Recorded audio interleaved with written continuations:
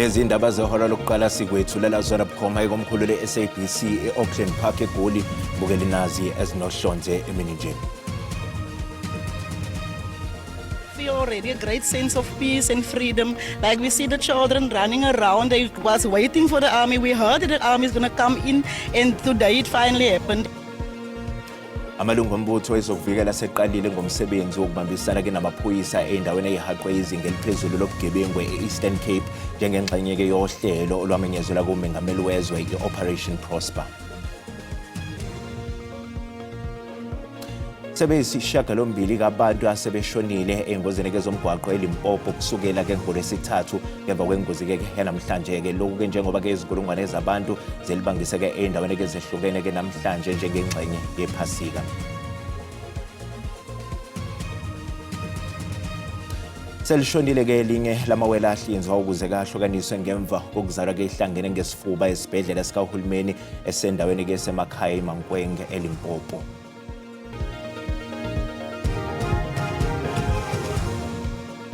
Ukuthola kube kwembukeli ngiyakwamukela ke ezindabeni zehora lokuqala ezingunqa phambili kanti futhi ke esihamba phambili kwe-SABC 1 eMzansi for sure kanjalo ke nakwe-SABC lehayi.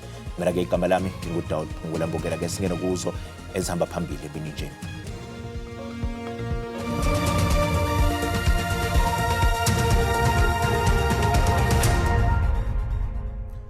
Selishonile elinye lamawele ahlinzwa ukuze kahlukaniswe ke ngemva kokuzalwa ke ihlangene ngesifuba esibhedlela sikahulumeni esendaweni ke semakhaya eMankwenge eLimpopo.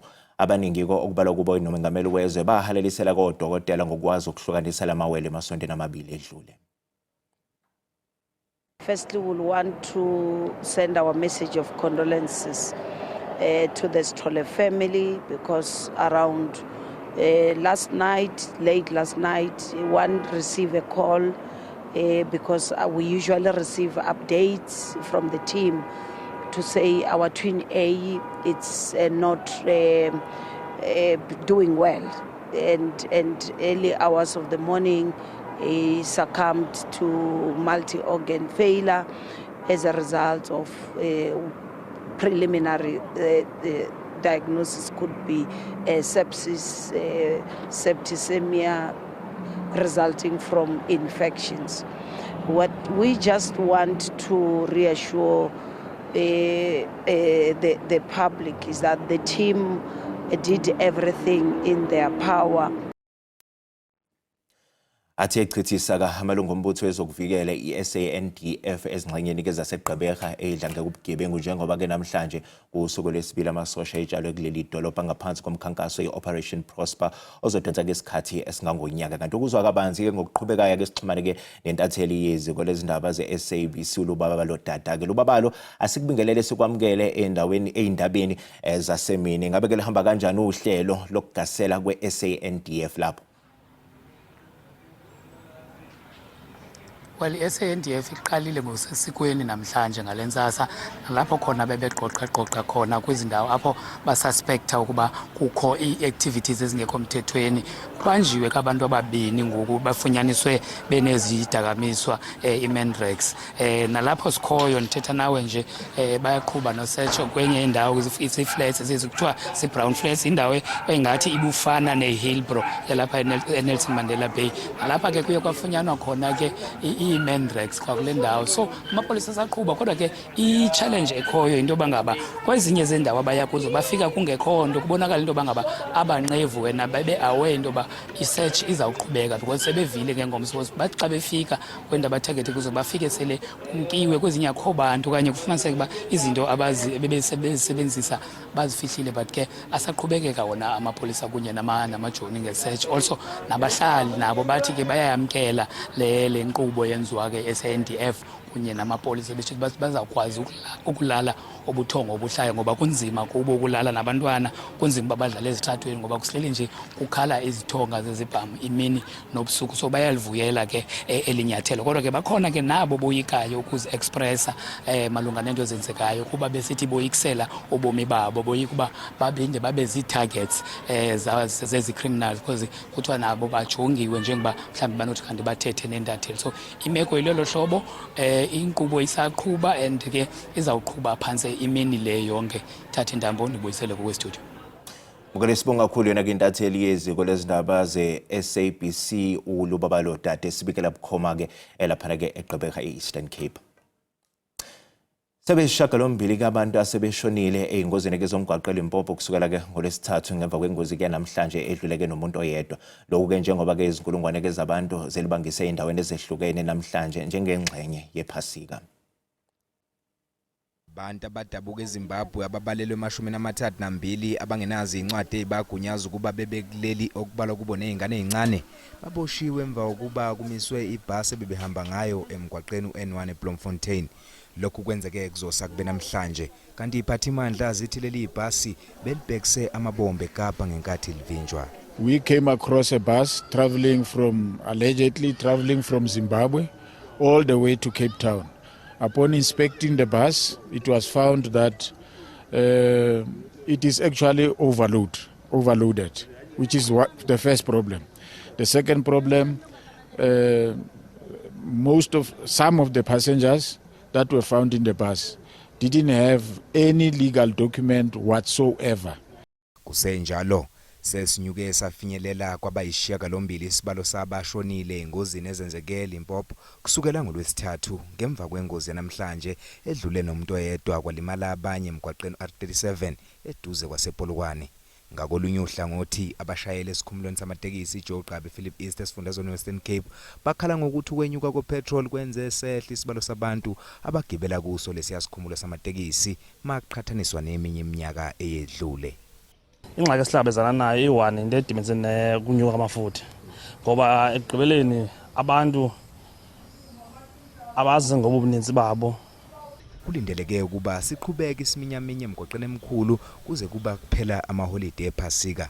Abashayeli baxwayisa ngokuthi beqaphe ngawo khozi emgwaqeni. Kuyaphithizela emarenki amatekisi aseThekwini ke nasemgwaqweni ke ngithwele wayeka kwaZulu Natal njengoba abantu abaningi belibhekise ke ingxenyeni ezehlukene zezwe kuyochitha impela sonto yephasika nezihlobo namabandla abo. Ukuzwa kabanzi ke sixhumane ke nentatheli yeSABC simkantshubovu uAyanda Mhlongo olapha ke eThekwini. Ayanda, asikubingelele sikwamukele izindaba ke zohora lokuqala umthwalo usobhokweni emgwaqeni yakuleli ingabe ke sinjani isimo lapho ukhona?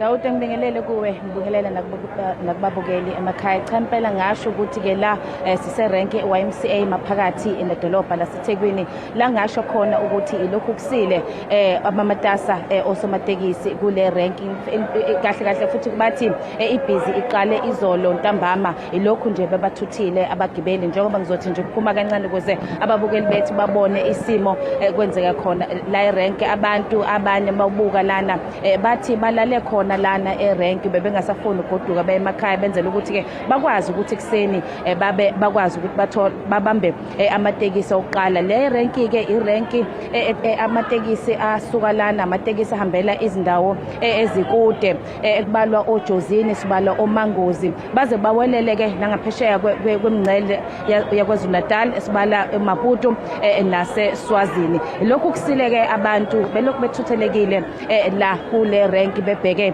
endaweni ezahlukahlukene. Ake ngixhumane ke manje nomunye obhekelela ukusebenza kwakhona la erank ubaba ubhekisisa wakanzuza ozositshela kabanzi ngomsebenzi abawenzile njengoba sengishilo ukuthi bathi hayi lokhu bebe matasa kusukela izolo namhlanje kuseni bathe bevuka abantu lokhu bethelekile. Babunzozi sibonga kakhulu isikhathi sakho Mshazi. Mhlambe ke siyabona nematasa ilokhu kusile enilana abantu belokhu befikile mhlambe mangosibekela nje ukuthi ke umsebenzi uqhubeka kanjani la kule rank ba. Angibonge ngiphinde ngibabingelele bonke abantu base South Africa. Impela njengoba sikhuluma ngomsebenzi lokhu sibaqala izolo sibathutha washaya u12 ebusuku sahamba sathi uqhuba kancane savuka futhi ekseni basekhona njengoba namanje nani nisababona nje salona ukuthi begcine behambile. Esakubonga njengoba siyabonela ngaseloshona kwaqhamuka ingozi kwaqhamuka lutho salokhu nje beyibambe ngomthetho omdala kaMosa abafana sibatshena ukuthi abangaxhamazeli lento iyophinda ifike futhi fanele sibashaye sibathuthe nje abantu ngendlela efanele kahle size siyobaqeda siphinde sibabuyiseke bese siyaqala ke sibuyele esimeni esejwayelekile. umsebenzi wokuphepha kwabantu noma abagibeli bene babumshazana wabekile nje emaphoyiseni the nani ngaphambi kokuthi insizwa ziphume zibathuthe sebe endaweni ezahlukahlukene nani niyayibheka imoto ukuthi zisesimeni yini sokuthi sikwazi ukuthi sithwala abantu bafike emakhaya bephephile.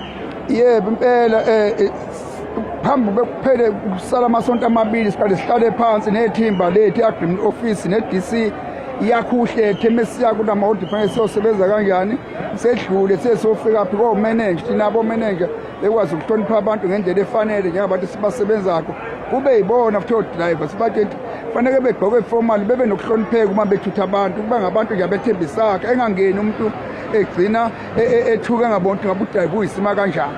Babumshasi angibonga kakhulu isikhathi sakho kunye okubalulekile babumshasi ngesikhathi sikhuluma nawo ukuthi ilolu daba elithinta ukunyuka kwapetrol bona njengerenki yala eThekwini noma eDurban Long Distance Taxi Association sebethatha isinqumo ukuthi okwamanje abazukunyusa imali yabagibeli bathi abazothi uqala babuka ukuthi isimo sihamba kanjani so lesimo esikhona samanje sokuthi izinto ziyanyuka ngenxa yokunyuka kwenani likapetrol ke bathi bona okwamanje cha abagibeli abehlisa umoya balwazi usizi labantu angeke bawunyuse izimali okwamanje nengibona ukuthi khona ekholele ekutheni ke sande isibalo sabantu abathe bazosukela eThekwini baqhubeke nokuthi bathathe lezi moto beyibangiseke endaweni ezahlukehlukene ngithatha intambo kodwa ngiyibuyisela kuwe eGoli. Sibonga kakhulu yena ke intatheli yeziko lezindaba ke ze-SABC uAyanda Mhlongo esibikela bukhoma elapha ke eThekwini esifundazweni eKwaZulu Natal. Mbukeli sathi qhu eyitolo siyabuya ke nezinye izindaba ungayindawo.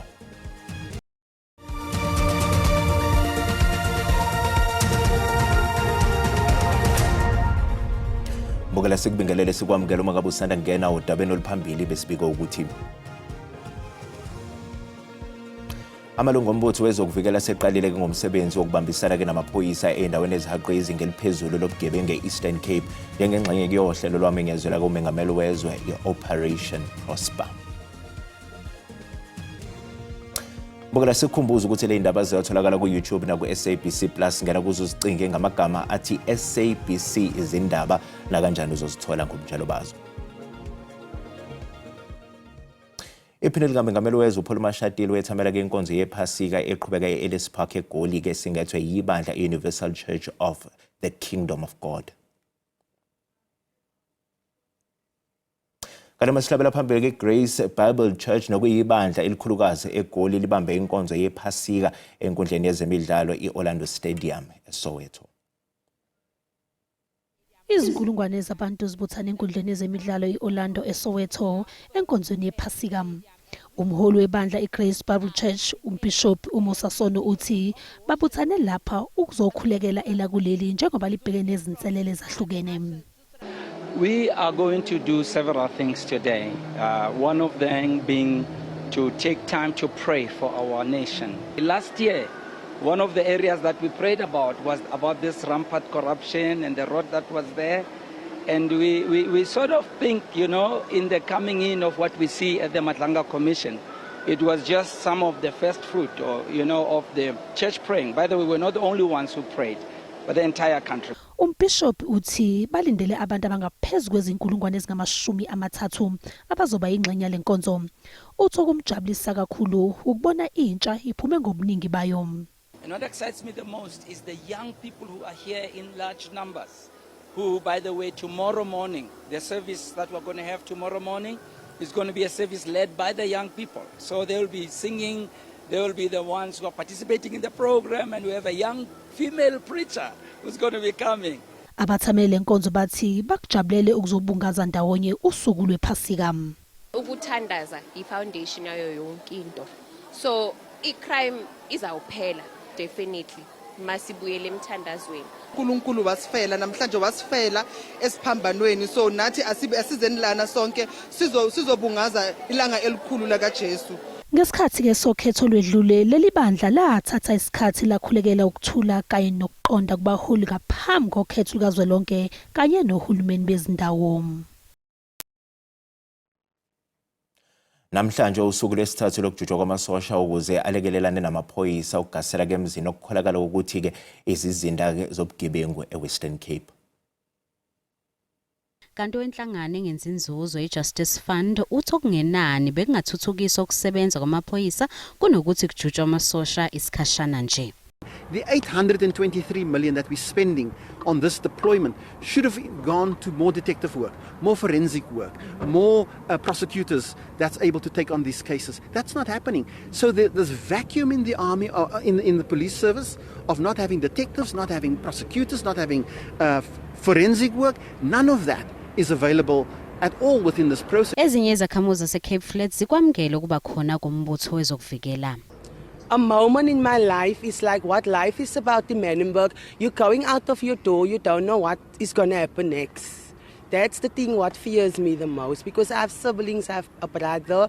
I fear him leaving the house. I'm thinking what's going to happen now. So I think the army coming in will ease us all a lot.